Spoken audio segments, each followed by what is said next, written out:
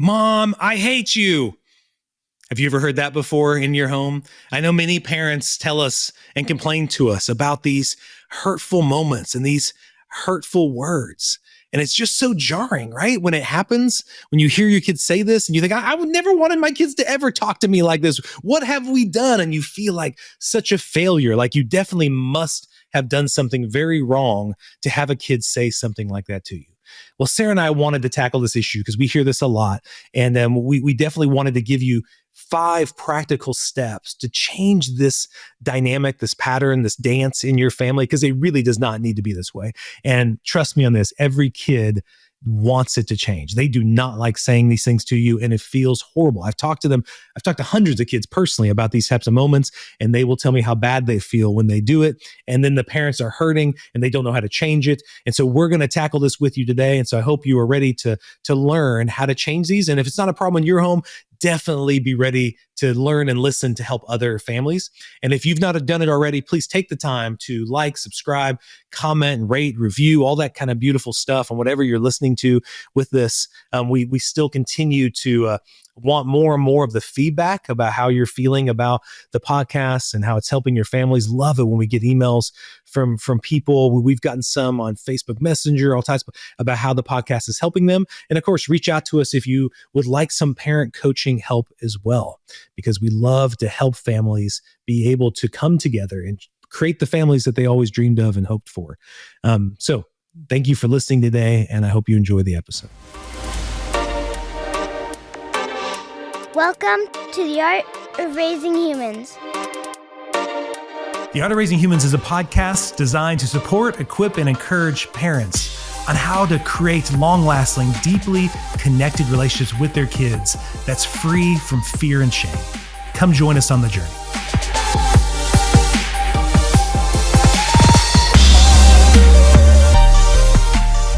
Hello and welcome to The Art of Raising Humans. I'm Kyle. Hi there, I'm Sarah. And Sarah, one of the most hurtful things that parents will say, either they're afraid their kid will say to them, or they've actually heard their kid say to them is, I hate you. Yes. Such a strong thing to say, right? Yeah, it hurts. It really cuts deep. I mean, and I think every parent, I know my goal was for my kids never to say that to me. I never wanted my kids to say it, but we see so many parents that come in for coaching and help, and they're like, what do I do when my kid says this? Yeah. And sometimes it might even be stronger things than that, but I think I hate you is a very common we're just one. using that expression, plug in whatever, yes. The similar phrase maybe has happened in your parenting journey. Well, I think the other one, sometimes we're like, that my kid's never going to say that, but what if they said, I hate you? At least we imagine that might happen, and maybe we did even say that to our parents when we were younger or whatever. Mm-hmm. But I think we're always kind of unprepared for that moment. So if you're a parent of a young kid and you've never had it happen, that's great, but it may happen. So we want to give you some skills for that. If you're a parent who's heard it all too often, we want to help show you how to change that. Okay. And I will start with, Sarah, the first time and the only time so far our kids have ever said that. They said it to me, not to you, but our oldest, when she was maybe 3 or 4, I remember something happened. She wanted something from me. I was busy trying to do the dishes. I was in this space of just wanting to get things done. And she asked me for it. I said, no, we're not doing that. And she just said, I hate you. And as soon as she said that, I'm like, what is happening? How did we get to that point? Am I become that parent who their kid says that I hate you to them? And then I was just like, what do I do here? And I was so thankful that she ran away from me. Because if she had continued to engage me, I might not have had the ability in that moment to regulate myself. I might have been too triggered by it. I might have reacted in a big way. But thank goodness she ran away. So that gave me a chance to I went back to the dishes I was doing. It helped me calm myself down. And I started getting a game plan about what is that? Well, what happened there? How do I address this? And then when she did come back, I was able then to get down on her level and just say, how come you said that? And she just was able to say, I was just so mad at you because you wouldn't give me this thing. And I was, man, I'm so sorry that you were so angry about that. Can I give you a hug? And I gave her a hug. And then I did leave it with, and this is kind of humorous, but I did say, honey, I don't want to say that in our house. I don't want anybody saying I hate you at all. Like, do you know what it means? It means you wish somebody was dead or so. And she goes, but you say that about the football team you don't like. I was like, okay. So let's not say it at all. So from then on, Abby became like the hate police, where every time I'd be like, oh, I hate that team. And I'd hear her scream, Dad, you don't hate them. You just don't like them. That's true. You're frustrated. That's true. She did. You couldn't say the word hate in our house at all. Yeah, so anything. It turned into something I didn't expect. But it's a good word to get out of our house, right? We don't need to be saying I hate you about certain football teams. But anyway, I wanted to talk about and share that story that, yes, we have experienced that. So many parents tell us about how hurtful it was. Many times they're telling me this, Sarah, when they're in tears, about how that affected them when their kids said that. Yeah, it hurts a lot. And so we wanted to kind of start with kind of what is it that kids are even saying? Like, why do they say these kind of things? What's underneath it? And we know for sure that kids lash out, or any human does, because they feel disconnected. Yeah. And those words are really a cry for reconnection. Right. I think that's a really great place as a parent to start, is just going, okay, your child, they don't have all the words, they don't have all the skill sets, and it's a big mess in there, and they're overwhelmed with emotion. So I imagine as this big kind of tidal wave coming in, and if you can think of a moment in your life where you have felt just overwhelmed with an emotion, it could have been anger, could have been sadness, could be anything.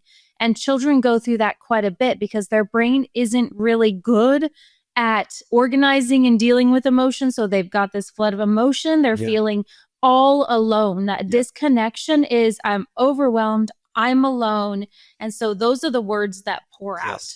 Yeah. And we know that, Sarah, like when you're hearing it, we want to stop for a second and understand where that's coming from. It's not coming from a place where they feel really good about the relationship, where they feel heard and understood. It's actually, you don't say that to people in the moment. They're like, oh, I feel so good with you. Yeah, it comes from a place of where they're getting overwhelmed with their emotions, right? Yeah. And it's like they're definitely moving out of their prefrontal cortex. They're moving through their limbic system, the emotional center of their brain, down to the brainstem, possibly in the fight or flight. And so the rational part of the brain just goes offline, and they're kind of in a survival state. And so logic in that moment doesn't make any sense, right? So like they're saying something that logically doesn't make sense. They don't actually hate you. And the logic is not accessible. Okay. Yes. So we have to remember we could try to pull them in. That part of their brain is sleeping at that moment. It's not online. The one that's trying to help them survive the moment is online. And that I hate you is protective. It's like, I've got to throw this out there because I've got to protect myself from you, because you are not feeling like you're on the same team. You're the enemy, the one against them. As they move into that protective space, and their brain is doing it on autopilot. Yes. So if you try to appeal to their logic or something, that's not going to happen. And right now, like you referred to this a little bit ago, but they don't have the language skills in that moment to express the actual frustration or sadness or fear that they're experiencing. So I hate you just comes out. Almost like out of nowhere. And it might even be because they heard somebody say it. They might have seen it on a show or something like that, right? Their brain just goes back to it. They're not actually thinking about it. It's easy to access that lash out, where it's like, oh, right now I'm kind of feeling, that we struggle with that as adults. Kids, those skills are barely there. And I think underneath it, this may be a subconscious thing, not even a conscious thing, but they may be wondering, will you still love me when I'm at my worst? Yeah. Will you still love me when I say something really ugly like this? Yeah. And like I said, it may be completely unconscious. Something in them is saying, I think there is a limit to how far your love will go. Yeah. That's what they're feeling. It's kind of like they're giving language to it, because they're feeling you're opposed to them, which is a threat to their love, right? They're like, wait a second, I don't think you love me right now, right? And so what are you going to feel? If you're feeling like someone is against you and they don't love you, so that whole kind of rises up inside of them, where they're going, wait, I don't think you love me. Yeah. I mean, look at this. I mean, and I'm going to test this, because they kind of have this working theory. So it's not conscious, but they go through these motions. Their brain is on, wait a second, we're not safe here. Yeah. We're not loved here. This is not good. Yeah. We've got to protect ourselves. Yeah. I'm going to attack you. Right. And so that's kind of, that section there is just kind of explaining why a kid might say it, right? Like hurting people do hurtful things, So in that moment, the kid is hurt, the kid is overwhelmed, the kid is confused, the kid is trying to protect themselves. by being aggressive and mad, saying these kind of things, right? So then we wanted to talk now kind of the trap we see parents fall into. And like I said, I even did in that moment with Abby, is first of all, the very first thing is we take it personal. Yeah, we feel rejected or quote unquote disrespected. And I'll hear that a lot when parents are telling me about it. So that rejection and disrespect triggers them, and they really begin to take it personal, as if the kid, like, why would my kids say that? Well, I haven't been that bad of a parent. And they start to go down that road. Right. I mean, because in the same way, suddenly we're actually struggling to stay in our prefrontal cortex because now we feel threatened. Almost like the mirror neurons say, you attack me, I got to attack you. Right. You know? And you're questioning my parenting, you're questioning my love, you're questioning who I am. And it puts us on the defensive, right? So instead of being in that other part of we start shifting down in our brain and also feeling the attack. So then we're going to attack back or feel defensive. And honestly, it just really hurts because when you're a parent, your heart is out there on your sleeve. And this very, very important person you've poured everything into, it means so much to you, is now telling you they hate. I mean, that's the deepest hate is so hurtful, right? Well, and to jump on what you're saying is when we do that, when we react with anger, shame, pulling away, what I hear from kids is like in that moment, their hurt was about them. And then all of a sudden we make it about us. And now the moment isn't, wow, you were hurting so bad you said that. It was, but look how much hurt you caused me. And now the kids, I never wanted to do that. I'm just like, it's almost like a kid being sick and vomiting on you and you saying, look what your vomit did to my shirt. The kid's like, I didn't want to do that to your shirt. I just was trying to get this sickness out. And we do send the message, our love is conditional. And that's what I was going to say. It unintentionally teaches the kids that our love might be conditional, but these are the moments when they actually need to know our love is steady. I mean, it's so easy. I tell parents all the time, so it's so easy to love our kids when they are lovely. That's easy. Anybody can do that. Like loving somebody, even in a marriage, is when we're not being all that lovely, right? That's the real test of love. Can I love my kid, like when they're a baby, when they've pooped and it stinks real bad, right? But then when they grow up, can I love them when they say hurtful things? Can I still, and the kid needs to know that because someday they're going to need to love themselves, even when they're not acting appropriately, Yeah, because you have to remember when they're saying that, their brain is in the place of, I am not loved. And so when we do that thing, then we're like, yep, love is conditional. You're ugly right now. So I'm not loving you. And they need the opposite. When someone's saying, do you love me? Even though it doesn't sound, they're not asking that. They're saying, I hate you. They're saying, do you love me? Then we need to love them. We need to send even more love in the midst of their very messy place. And we've all been very messy. And I love to just think through moments in my own life when I've been messy and someone has extended me love. What has that done for me? So how can I extend love to my child when they're messy? Well, and I know this sounds really hard to do, but in the midst of a kid saying, I hate you, it actually has nothing to do with you. So it has nothing to do with you. And I like to put on my whiteboard when I'm helping coach parents, I like to put on my whiteboard, their thoughts, their words, their actions, their feelings tell me about them, not about me. So when they're saying, I hate you, I know it's hard, but I got to differentiate what's about me and what's about them. Their words are about them. And I need to know, a lot of times it's because they hate themselves, right? They might be feeling that for themselves and they're just trying to connect with you by saying, I hate you, And so I know that's kind of deep, but it is important to stop and understand that. So here's what I hate you could really mean is it could translate this. There's just a few ideas. I'd love to hear your thoughts, Sarah, but one is I feel powerless. So I'm trying to get power in this moment by saying something that is powerful, right? I'm scared you don't understand me or that I'll lose you. So like, it seems weird, but this is how humans do it. I'm going to push you away.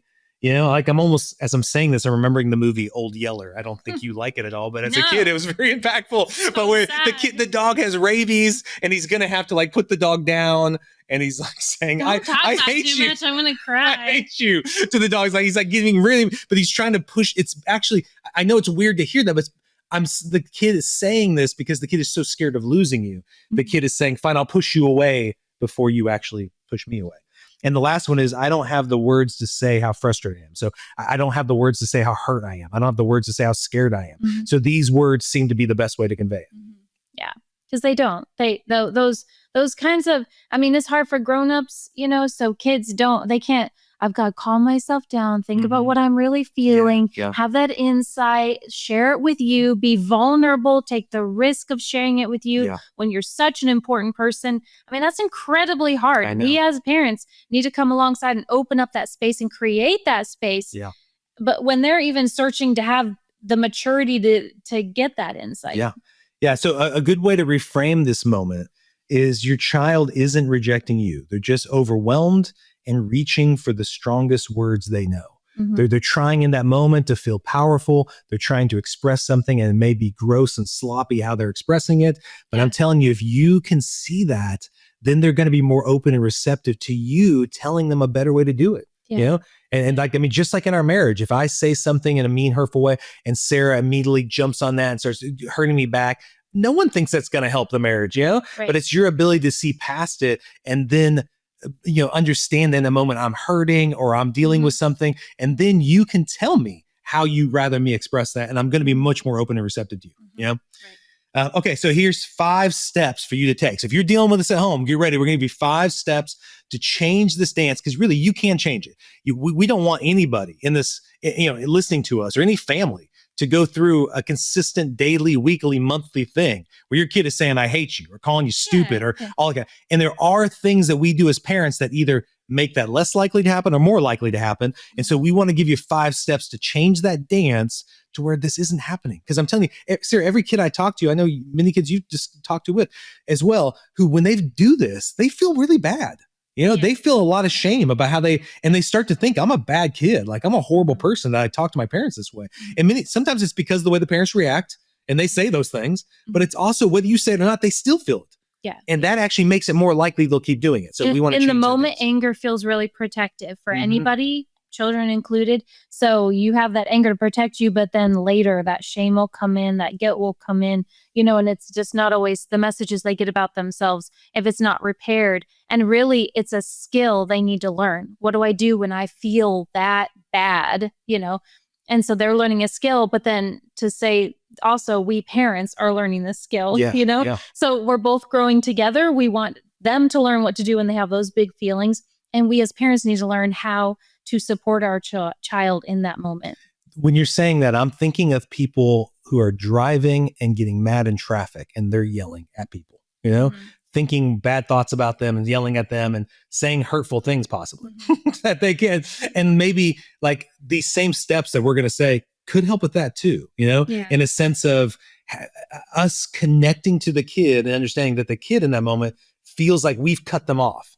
That they're going a direction and we've just like totally got in front of them and we're not even saying, I'm sorry. We're not giving the wave back. Hey, dude, sorry about that. Now, what a jerk. Why are you driving like that? And you'll see grown adults who are really smart professional people. They will lose their minds and they're like flipping people off and they're doing, and these aren't idiots who are doing, these are people who are smart, but in that moment, they're losing their ability to have power to change the situation. I was say they're missing power. They feel out of control. They feel like they don't matter. They definitely feel like there's no relationship, right? Because they don't have a relationship, but they're feeling all those things. And so we got to remember that the power, the control, the relationship, something in that area is going on. Yeah. Okay. So number 1, first step, of course, is we've got to regulate ourselves first. Okay. When the kid says, I hate you, immediately we're triggered. I know I felt that. I needed to pause, take a deep breath, and steady my own emotions. If I want the kid to be able to regulate theirs, I've got to regulate mine and I've got to get control of myself.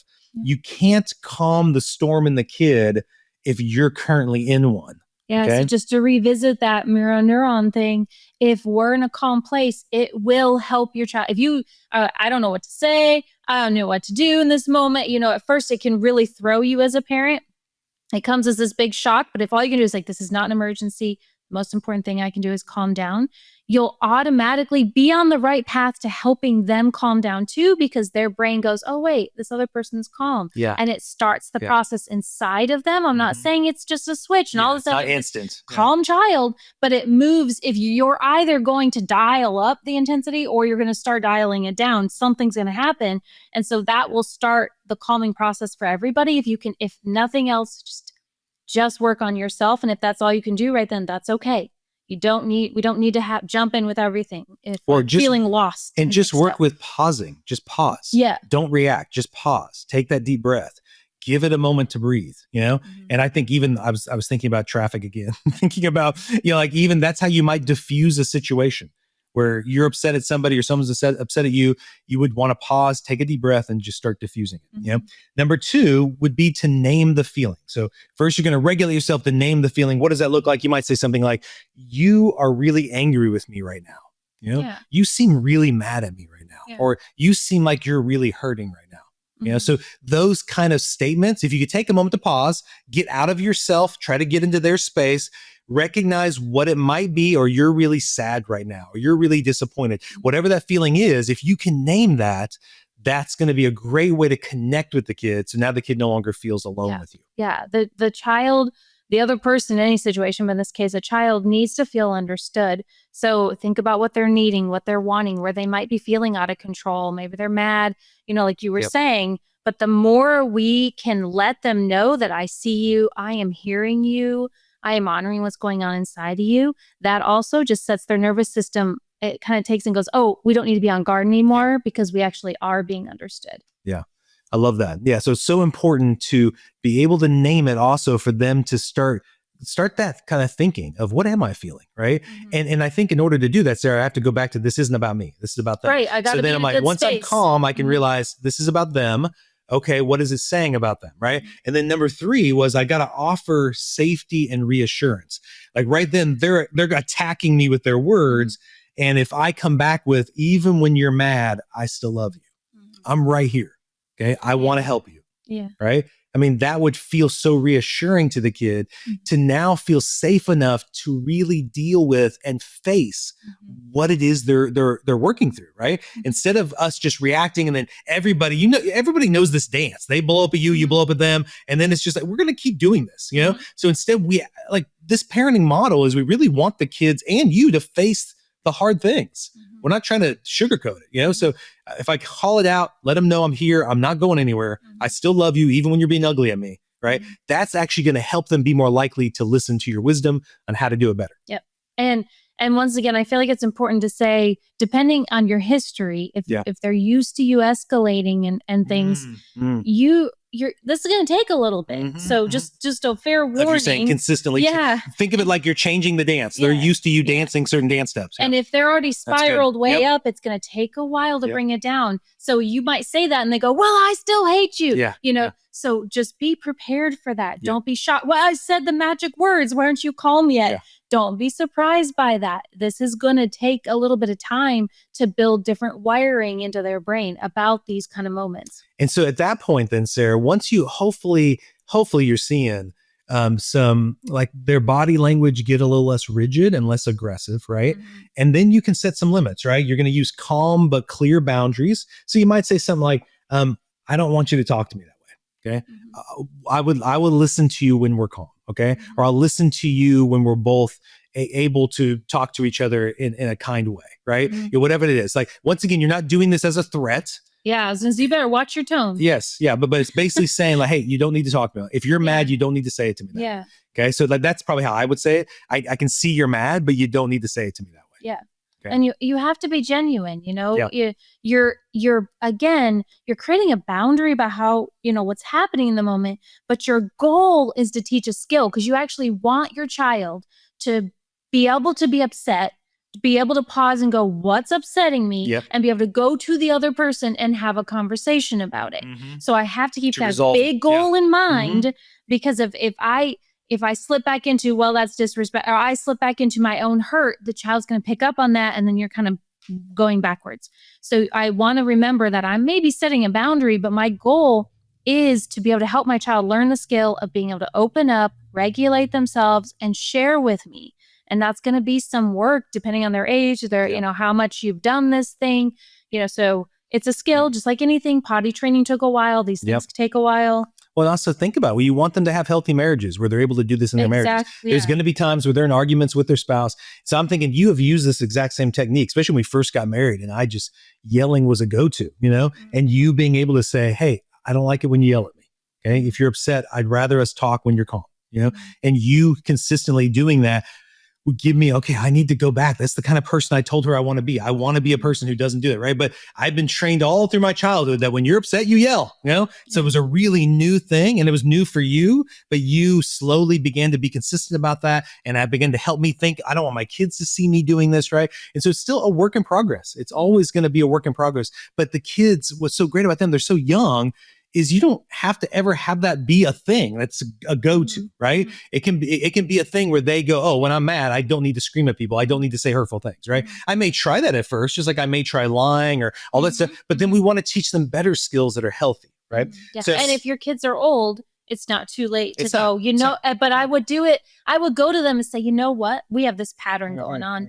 And just so I'm going to start working to change that pattern. This is what I want to see, or this is what I want to do. This is what I'm hoping our relationship can be. So I would lay it out for them. But I would definitely not feel like, well, it's too late. We've been doing this for 15 years. Yeah. Yeah.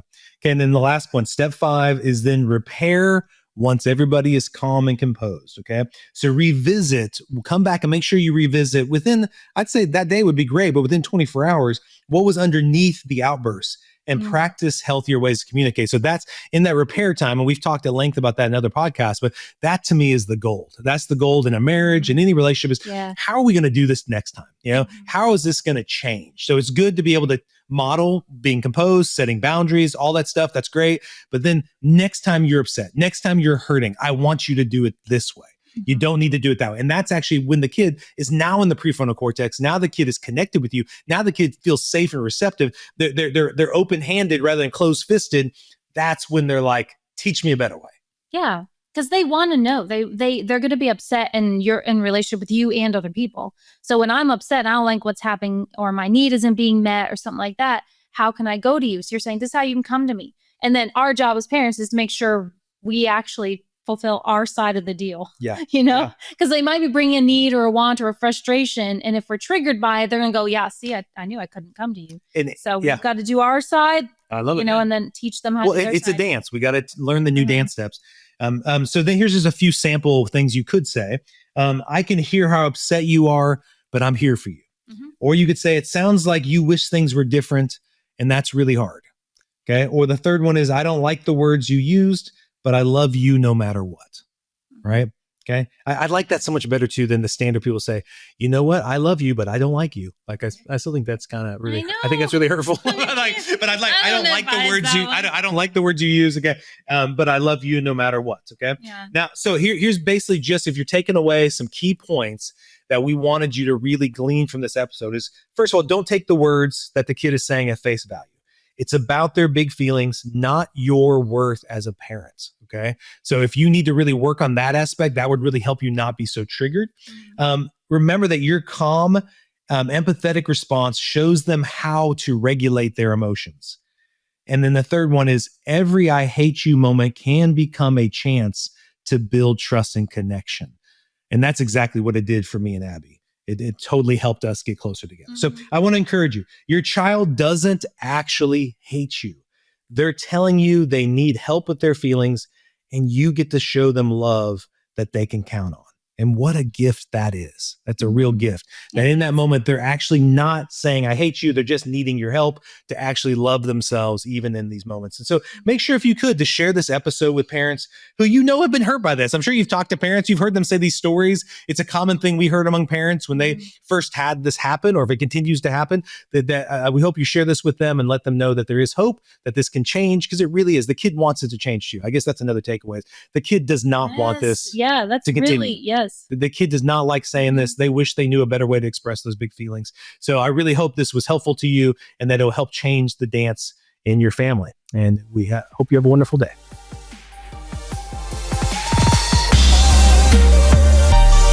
The Art of Raising Humans podcast should not be considered or used as counseling, but for educational purposes only.